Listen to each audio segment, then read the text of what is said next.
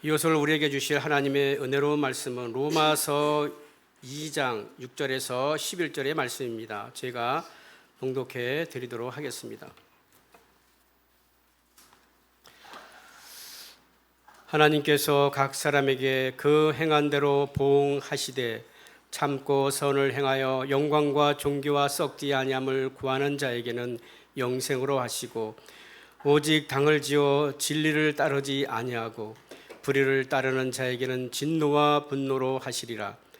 악을 행하는 각 사람의 영에는 환난과 공고가 있으리니 먼저는 유대인에게요 그리고 헬라니게로며 선을 행하는 각 사람에게는 영광과 존귀와 평강이 있으리니 먼저는 유대인에게요 그리고 헬라니게라. 이는 하나님께서 외모로 사람을 취하지 아니하심이라. 아멘. 이제 우리 담임 목사님 나오셔서 그 행한 대로 갚아주시는 하나님이라는 제목으로 이제 말씀 선포하실 때 큰 은혜와 축복이 시간 되시길 바랍니다. 오늘 말씀은 조금 어려울 수 있습니다. 단어 설명이 좀 있어야 돼서 어려울 수 있으니까 여러분이 집중하셔가지고 단어들을 잘 이렇게 듣고 따라와 주시면 감사하겠습니다. 우리는 지난 시간에 판단에 대해서 살펴봤습니다. 판단하다, 정죄하다, 다른 사람에게 죄가 있다라고 말하는 행위는 하나님만 하시는 행위지 우리가 해서는 안 된다라는 것을 배웠습니다.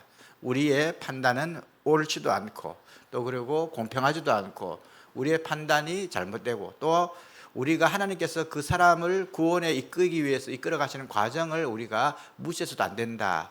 이런 내용으로 우리가 판단에 대해서 살펴보았습니다. 오늘은 그 이어서 주시는 말씀인데요.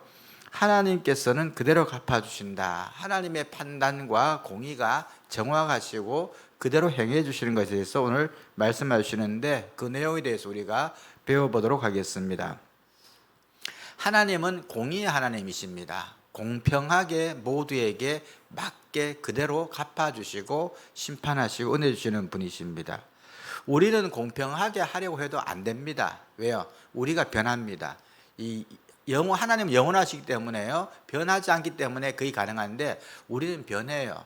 내 마음이 시간에 따라 다르고 누구와 가까우냐 안 가까우냐에 따라 다르고 하여튼 다 달라요. 그래서 우리는 공평하게 공의로 뭘 대한다는 것은 가깝게 하려고 하는 의지는 있을지 몰라도 불가능합니다. 그래서 하나님께서는 모든 사람에게 공평하게 갚아주십니다. 인생에는 참 많은 이해할 수 있는 어려움이 있어요. 가난하고 어렵고 힘들게 살던 사람이요 또 핍박도 받고 고난받다가 그냥 그렇게 인생이 끝나는 사람이 있습니다. 반면에 악하게 사는데 부유롭게 살다가 또 죽을 때도 잘 죽는 사람이 있어요. 성경에도 그런 기록들을 하나님 하면서 그런 사람들에서 어떻게 합니까? 라고 선지자도 하나님께 물어요. 우리 하나님은 공평하신 하나님이십니다. 그들에게는 한 사람이 고통받는 사람에게는 또 그 은혜를 또 우리의 보이지 않는 이 다음 세계에서 은혜를 허락하시고 또 그들에게는 심판으로 주시고 그렇게 해서 하나님께서 공평하게 복을 주십니다. 엊그제 우리 광복절을 지났잖아요. 저는 그 광복절을 지나면서 우리 독립유공자들 후손을 위해서 기도했습니다. 하나님 그들이 좀 편안하고 은혜를 받고 또 조상들이 한 헌신이 그 자녀대에 후손대에 물론 국가도 잘 해야 됩니다. 그러나 하나님께서 은혜를 주시도록 저 기도했어요. 우리가 사는 땅에는 이 완전함은 없어요. 우리가 모든 걸 하려고 노력한다 하더라도 우리에는 한계가 있고요. 우리의 공평하게 뭘 대한다는 것은 불가능합니다. 그러나 우리 하나님은 이 땅에서 우리가 하지 못하는 부족한 부분에 대해서도 공평하게 채워주시는 분이십니다. 6절 말씀에 보면요. 하나님께서는 각 사람에게 행한 대로 보응하신다라고 되어 있죠. 그죠? 그 사람에게 행한 그대로 각 사람에게 보응해 주십니다. 여기 보응하다라는 단어를 살펴보면요. 헬라어로 아포디돔이라고 되어 있는데 정당한 대가를 주다. 그 사람에게 맞는 정당한 대가를 그대로 돌려주다라는 의미가 있습니다. 주로 오늘 말씀에서는요, 그가 악을 행했을 경우에 악을 행한 것에 대한 고만한 정당한 대가를 그에게 그대로 돌려준다라는 말씀의 의미도 합니다. 하나님께서는 선한 행실에서는 상을 주시고 악한 행실에서는 거기에서 정당한 대가를 그대로 갚아주신다라고 공의로우신 하나님께서 말씀하셨는데요. 그 책임을 누구에게 묻느냐, 먼저 믿는 자에게 그 책임을 찾으신다라고 말씀합니다. 오늘은 악에 대한 심판을 말씀해 주시고 선에 대해서 보상도 말씀하십니다만은 이 악에 대한 심판이요, 믿지 않는 자들에 대한 이야기가 아니라 믿는 자들에게도 해당될 수 있다는 것을 알려주고 있습니다. 그래서 하나님은 먼저 믿는 자들에게도 이 책임을 요구하신다는 것을 말씀하시는데 9절 10절에 보면요, 악을 행하는 자에게는 영에는 환난과 공고가 있고 먼저는 유대인에게요, 그 다음은 헬라인에게다. 그 다음에 두 번째도 보면 먼저는 유대인에게요, 그 다음은 헬라인에게다, 이렇게 되어 있습니다. 여러분, 유대인은 복음을 먼저 받은 사람들입니다. 아브라함 후손이라고 복음을 먼저 받은 사람들이고, 헬라인은 유대인을 제외한 나머지 세계 민족을 본다고 보면 돼요. 그 당시에는 그리스 사람을 했지만 지금 성경을 볼 때는 유대인 밖에 있는 모든 민족들, 우리도 포함됩니다. 그래서 먼저 그 책임을 누구에게 물으시느냐, 유대인에게 묻는다라고 되어 있습니다. 여러분, 유대인에게 묻는다, 이 말은요, 어떤 의미냐 그러면은 예수님을 먼저 믿은 우리에게 잘못을 행할 때 그 책임을 먼저 묻는다는 말씀과 동일합니다. 여러분, 우리가 조금 불편할 수도 있지만은 우리 성경에서 이 로마서에 특히 유대인의 죄, 유대인의 잘못에 대해서 이렇게 심판하시고 책망하신 내용들이 보면요, 교회 안에 먼저 믿고 먼저 직분받고 오래 믿음 생활하는 사람들에게 나타나는 그 약간의 안 좋은 문제가 굉장히 유사합니다. 그래서 우리는 이 말씀이 우리에게 먼저 임한다는 것을 우리는 알아야 합니다. 제가 철없을 전도사 시절에 이 먼저는 유대인에게 책망하신다는 이야기를 너무 강하게 해가지고 제가 설교 끝나고 또 그 사람들 불려가가지고 제가 야단 맞았던 아픈 기억이 있습니다. 여러분, 부르면 안 돼요. 우리 하나님 말씀 받아야 전도사가 또 말씀해도 받아야지. 물론 또 제가 잘못했겠죠, 그죠? 예. 그러나 먼저는 유대인이다, 이 말씀은요, 오래 믿은 저를 포함해서 우리 중직자들 또 우리 교회 일꾼들, 우리가 먼저 받아야 된다는 이 책무에 대해서 하나님께서 물으신다라는 것입니다. 먼저 악을 행하는 자들에게 하나님께서 진노와 환난과 심판을 주신다 그랬는데요. 자, 악을 행하는 자들은 어떻게 행했고 어떤 복을 주시는지 한번 살펴보겠습니다. 오직 당을 지어서 진리를 따르지 않고 불의를 따른 자에게는 진노와 분노와 악을 행하는 자에게는 영에는 환난과 공고가 있으리니, 뭐 안 좋은 건 알겠는데 뭐 잘 몰라요. 모르는 단어예요. 진노, 분노, 뭐 그다음에 환난, 곤고 이런 거 잘 모릅니다. 먼저 당이라는 말도 잘 모르죠. 지난 시간에 우리가 말씀드렸습니다. 죄가 가진 특징이 뭐냐 그러면요, 죄를 자기가 지으면요, 먼저 자기를 합리화시킵니다.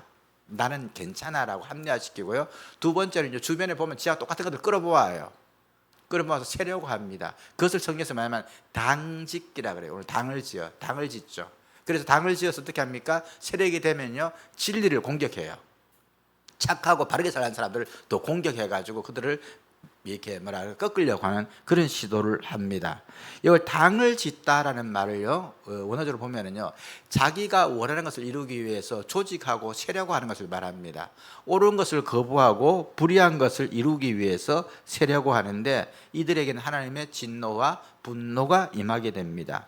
당을 왜 짓는가? 왜 조직하고 세려고 하느냐? 세 가지 이유가 있는데요, 자기 이제 이기적인 욕망을 이루기 위해서 세려고 하는 것을 성경에서 당짓기라 그래요. 하나님의 말씀인 진리를 불순종하기 위해서 세려고 합니다. 불의한 것을 이루기 위해서 세려고 합니다. 성경에는 바벨탑 사건이 대표적이에요. 하나님과 대적하기 위해서 우리가 흩어지지 말자, 탑을 쌓자, 모아서 세려고 합니다. 이 출애굽 시대에는 광야에서 고라라는 자손의 그 사람들이 모세를 대적해서 하나님께서 가나안으로 가라 그런 거 아니야, 애굽으로 돌아가자라고 반역을 일으키는 경우가 있었습니다. 이런 것을 세려고 하는 것을 당짓기라 그래요. 뭐 불행하게도 가끔 교회 진리 안에서도 이런 세력을 짓는 경우가 있습니다. 하나님이 기뻐하지 않으시죠. 자기의 이기적 욕망과 진리를 대적하기 위해서 행하는 행위이기 때문입니다. 여기서 악을 행하는 자라고 되어 있는데, 이 악을 행하는 자는 어쩌다가 한번 실수해서 죄를 지었다, 이 의미가 아니에요. 지속적이고 반복적이고 고의적으로 행하는 사람을 말합니다. 그리고 자기 죄를 계속해서 합리화해 가는 사람들, 이 사람들에게 하나님의 심판이 임한다라고 합니다. 그러니까 태도, 인격, 삶의 과정 전체가 그리로 가고 있는 걸 말하는 겁니다. 그래서 이 악을 행하는 자들에게 하나님의 진노와 분노가 임한다 그랬는데, 이 진노, 분노, 우리말로는 거의 비슷한 말이에요. 그냥 하나님 많이 화내셨구나 이렇게 설명되는데요, 원어적으로 보면 조금 의미가 다릅니다. 한번 살펴볼게요. 하나님의 진노라면, 진노는요 심판을 가져오는 분노를 말하십니다. 자, 예를 들면 우리말도 이런 말이 있어요. 매를 번다는 말이 있어요. 너 그렇게 행동하다가 매를 번다라고 말할 때에, 그때의 말이 매를 번다고 할 때에 나타나는 게 진노라고 보면 돼요. 요렇게 너 살면 분명히 하나님께 맞는다라고 말하는 거예요. 그것을 하나님의 진노가 임한다라는 겁니다. 하나님께서 심판을 가져오도록 그렇게 행동하는 모습을 이야기할 때 하나님의 진노가 임한다. 그리고 하나님의 분노라고 말할 때, 이 분노는 원어로 찾아보면요 정의롭지 못한 일이 되면, 하나님 무조건 화내시는 게 아니잖아요. 의로 분노, 거룩에 대해서, 거룩함을 가지고 부정하고 불의하고 악한 것에 대해서 일어나시는 하나님의 분노를 말하는 겁니다. 그래서 같은 화를 내시는 거지만 의미가 조금 달라요. 그래서 그렇게 반복을 시키면서 얼마나 이것이 강력한지를 강조해 주는 것을 보게 됩니다. 그리고 이들에게는 어떤 벌을 주시느냐 볼 때예요, 악을 행하는 사람, 지속적으로 계속 악을 행하는 사람에게 영에는 환난과 공고가 임할 것이다 라고 이 9절에 나와 있어요. 자, 그러면 여기에서 영의 환난과 공고가 있는데, 영이라는 게 뭔지를 한번 찾아봐야 되겠죠. 각 사람의 영이라고 말하는 것은요 전 인격을 말합니다. 그 사람 전체를 말하는 거예요. 인종, 민족을 차별하지 않고 그 사람, 각 사람, 그 악을 계속하는 그 사람 전체에게는 뭐가 임하느냐, 환난과 공고가 임하는데, 환난은 외부적으로는 근심과 재난이에요.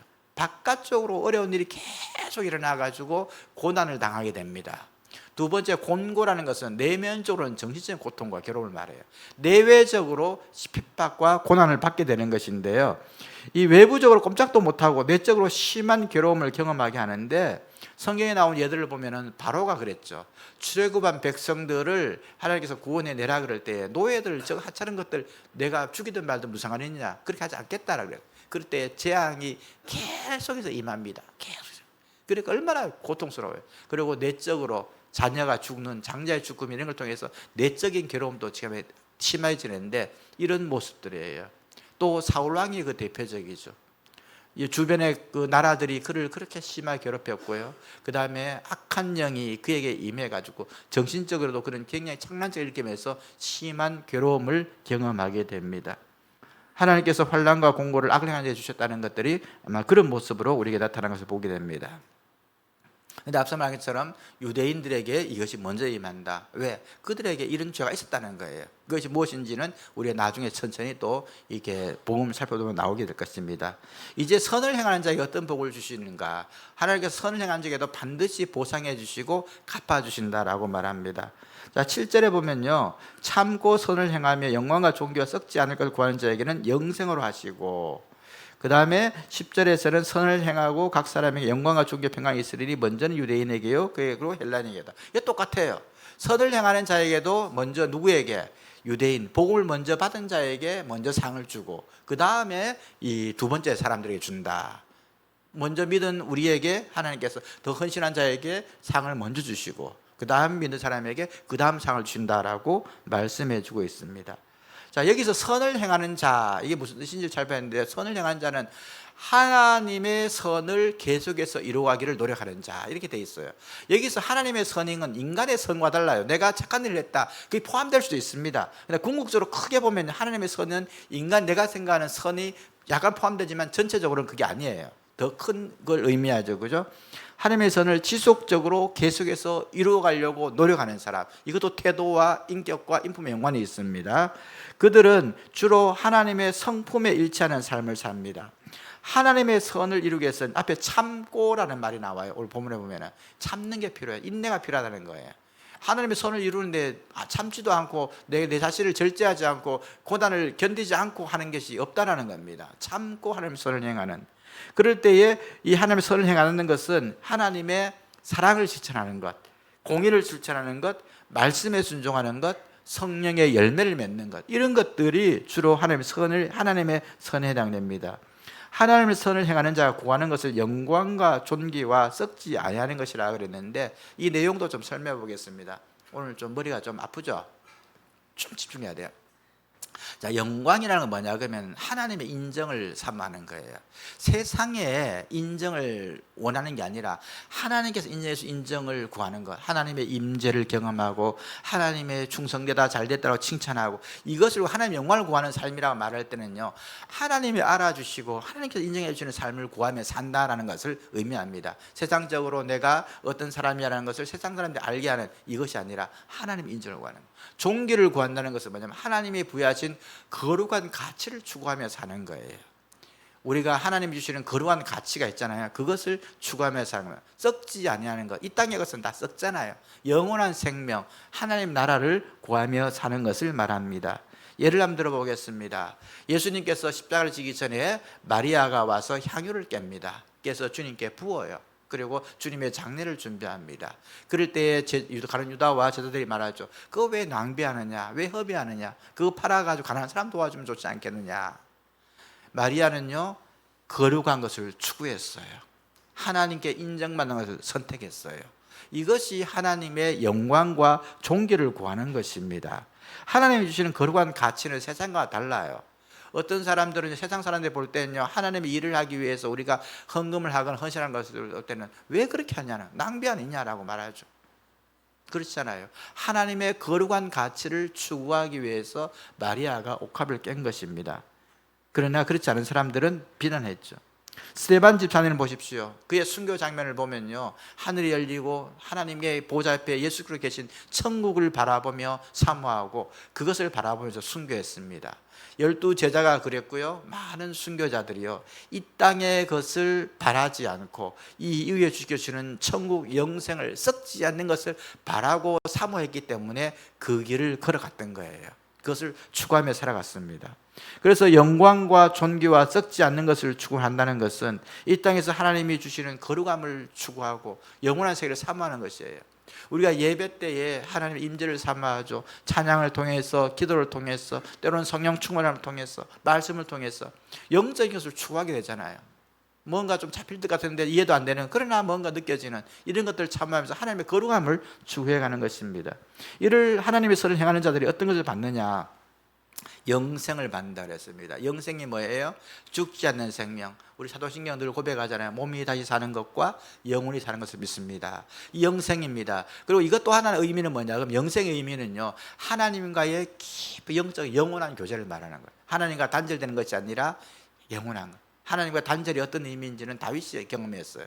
성령을 내게 거두지 마시고 나를 버리지 마십시오. 구원해서 나를 거두지 하지 마십시오라고 고백하는 게 있잖아요. 영혼을 교제하는 거예요. 그 다음에 영광과 존귀는 앞에 나오죠. 거룩함을 인정하고 추구하고 살려고 하는 사람들은 그대로 이루어진다는 거예요. 7절에 나온 내용을 반복하면서 그렇게 살고자 원하는 사람은 그대로 이루어진다. 하나님의 인정을 사모하고 사는 사람, 하나님 인정해 준 삶이 이루어진다.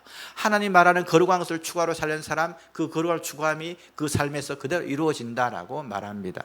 평강은 세상이 흔들 수 없고 줄 수도 없는 평강입니다. 그것을 우리에게 주십니다. 악한 자에게는 외적으로 환난과 내적으로는 정신적인 괴로움이 오지만은 선을 행하는 자에게는 똑같은 어려움이 와도요, 평강을 주시는데 세상이 줄 수도 없고 알 수 없는 평강입니다. 베드로는요, 야고보와 함께 감옥에 갇혔어요. 그리고 감옥에 갇히고 난 다음에 야고보가 먼저 순교를 합니다. 그 다음 날이 베드로가 죽는 날이에요. 베드로는 걱정이 원래 많은 사람이에요. 걱정이 많은 사람. 그래가 먼저 나서기도 하고 말했다가 실수하기도 하고 하는데, 그가 그 다음날 자기 죽는 날인데 감옥에서 쿨쿨 잠을 자고 있습니다. 그래서 천사가 와서 깨우죠. 일어나라, 가자 그러면서 깨울 때까지 잠을 자고 있었어요. 그리고 베드로는 우리가 말하는 베드로전서 5장 7절에 써요. 너희 염려를 다 주께 맡겨라. 왜? 그가 너희를 돌보신다. 그의 삶에서 고백하는 거예요. 주님이 너를 돌보신다. 다 맡겨라. 그리고 내일 죽어도 콜콜 잠을 잤던 것이 베드로입니다. 사도 바울은 어땠습니까? 큰 풍랑을 만나서 배가 깨지고 15일 동안이나 이 풍랑 위에서 다 죽게 되어가지고 사람들이 고통 속에 있을 때에 그 이것을 말하잖아요. 나는 로마에 가서 황제에게 복음을 전해야 되는데 주님께서 내게 그렇게 될 것이라 말씀해 주셨고 그 하나님을 나는 믿는다. 너희들 안 죽는다. 걱정하지 마라. 안심시켰어요. 그 풍랑 속에서도 편안을 가지고 오히려 전도하고요. 그래서 그 모든 사람 한 명도 안 죽고 다 같이 로마로 갑니다. 잘은 모르지만 그 대부분 그 전체가 아마 기독교인이 됐을 거예요. 예수 믿게 됐을 거예요. 걱정과 근심, 환난이 밀려와도요, 하나님의 선을 추구하는 자에게 주시는 4명의 평안을 주십니다. 말씀을 정리하겠습니다. 오늘은 좀 복잡합니다. 그래도 우리가 단어 뜻을 알아야 이 원래 뜻을 잘 알기 때문에 단어를 좀 설명했습니다. 하나님의 공의는요, 반드시 보상이 있습니다. 악을 지속적으로 행하는 자에게는요, 악에 대한 보상을, 심판을 해주시고요, 선을 지속적으로 추구하는 자에게는 선에 대한 하나님의 보상이 이루어집니다. 악을 행하는 자에게는 내적으로 외외적으로 괴로움과 심판의 보응이 이루어집니다. 선을 행하는 자에게는 영광과 존귀와 평강을 주십니다. 선을 행한다는 것이 착한 일을 한다는 의미도 포함되겠지만 그건 작은 거고, 하나님의 성품을 이루고 하나님의 나라를 추구하고 하나님의 영광을 위해 사는 것을 의미합니다.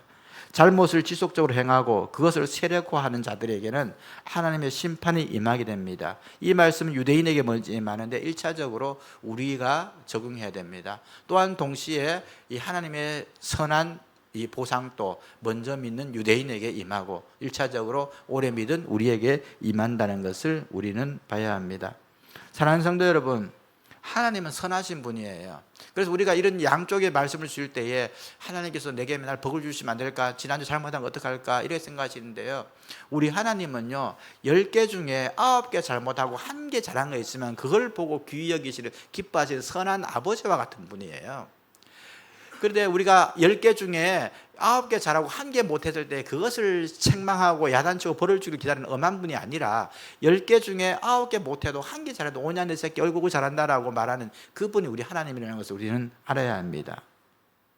하나님은 선하신 분이고요, 악에 대해서는 벌을 하시지만 선행을 기억하시고 반드시 은혜를 베푸십니다. 여러분의 헌신은요, 천국 영생으로 이어지지만 동시에 여러분 대에 이루어질 것이고, 여러분 대에 이루어지지 않으면요, 자녀들이 복을 받습니다. 거기에 대한 제가 산 증인입니다. 우리 부모 세대, 우리 할아버지 할머니 세대에 기도만 하고 믿음으로 살았다가 지만은 그렇게 큰 열매 못 받고 살아갔지만 그 위에 그 자손들이 잘 되는 것들을 저는 보아왔습니다. 갈라디아서 6장 9절 말씀, 우리가 선을 행하되 낙심하지 말지니 포기하지 않으면 때가 이름에 거두리라. 여러분, 하나님이 기뻐하시는 삶, 사랑과 봉사, 헌신 계속하십시오. 그러나 힘듭니다. 때로는 짜증납니다. 내 혼자 하는 것 같고 바보가 되는 것 같고, 그리고 다른 사람들이 동의 없을 때도 지칠 수 있어요. 그러나 낙심하지 말고 포기하지 말고 계속하십시오. 이 때는 우리가 생각하는 때가 아닐 수 있어요. 그러나 하나님의 때에 반드시 열매로 주시고 복을 주시기 때문입니다.